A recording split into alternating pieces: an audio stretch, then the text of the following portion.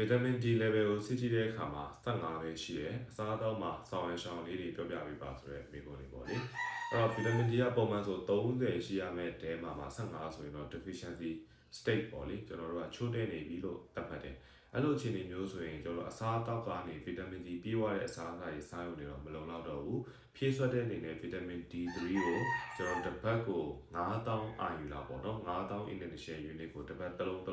ပုံမှန်တောက်ပေးဖို့လိုပါတယ်တကယ်လို့9000အောက်ဝယ်မရဘူးဆိုရင်လည်း1000အောက်နေ့စဉ်ပေါ့နော်တစ်နေ့တစ်လုံးမနက်စာစားပြီးတဲ့အခါမှာမနက်စာလေးနဲ့တွဲတောက်ရင်ပို့ပြီးတော့ကောင်းတယ်ပေါ့နော်အဲ့ဒါတခုအရင်လုပ်ရမယ်လုပ်ပြီးရင်ကျွန်တော်3လနေတဲ့အခါမှာသွေးထဲမှာ vitamin D level ကိုပြန်စစ်ပုံမှန်ရောက်ပြီဆိုရင်တော့လည်း short ပြီးတောက်ပေါ့လေအဲ့လိုမျိုးလုပ်ရမယ်အဲ့ဒါအပြင်ကိုကျွန်တော်တို့ vitamin D ပြည့်ဝတဲ့အစားအစာတွေပေါ့နော်ငါးတွေ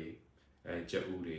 စသည်ဖြစ်ပေါ့လေနိုးနဲ့ nutrient ပစ္စည်းတွေဒါမျိုးတွေကိုကျွန်တော်တို့ကဦးစားပေးပြီးစားပေးဖို့လိုတယ်ဒါတွေစားတဲ့အပြင်ကိုနောက်တစ်ခုကကျွန်တော် vitamin D ကိုခန္ဓာကိုယ်ချက်လုပ်နိုင်ဖို့အတွက်ကနေအောင်ကြီးနဲ့တစ်နေ့ကို15မိနစ်30လောက်တော့ sun exposure ရှိဖို့လိုတယ်ပေါ့နော်။နေအောင်ကြီးနဲ့ထိတယ်ဆိုတဲ့ဒီမှာလည်းသွားတဲ့အခါမှာကျွန်တော် sun cream တွေမလိမ့်ဝဘူးတယ်လိုတယ်။အဲ့တော့အရင်နေပူစာကြီးလုံနေရမှာဆိုတော့အဲ့လိုမဟုတ်ပါဘူးเนาะကျွန်တော်တို့ညနေဆောင်လောက်ကြာရင်ကျွန်တော်လမ်းထွက်ရှောက်ပေါ့เนาะကျွန်တော်အဲ့ဒီအရှိဘောင်းမီရှည်နဲ့တခါလဲအုပ်ပြီးသွားတာမျိုးတွေတော့မလုပ်နဲ့ပေါ့လေเนาะပုံမှန်အားဖြင့်တော့ကိုယ်လည်းလှုပ်ရှားနေချိန်ကနေထွက်လုပ်ပြီးကျွန်တော်ဒီအလင်းရောင်နဲ့ထိတွေ့တယ်ဆိုရင်အဆင်ပြေပါတယ်เนาะအဲ့လောက်လုပ်ရင်အဆင်ပြေပါတယ်အဲ့တော့ကျွန်တော်ထွေထူးဗီတာမင် D ကိုခန္ဓာကိုယ်မှာဒီလိုအစားအစာတွေစားလို့ဗီတာမင် D အထွက်နည်းပါတယ်ဆိုတာမျိုးတော့မရှိပါဘူးเนาะအကျိုးရှိလိမ့်မယ်လို့ပြောနေပါတယ်ကျေးဇူးတင်ပါတယ်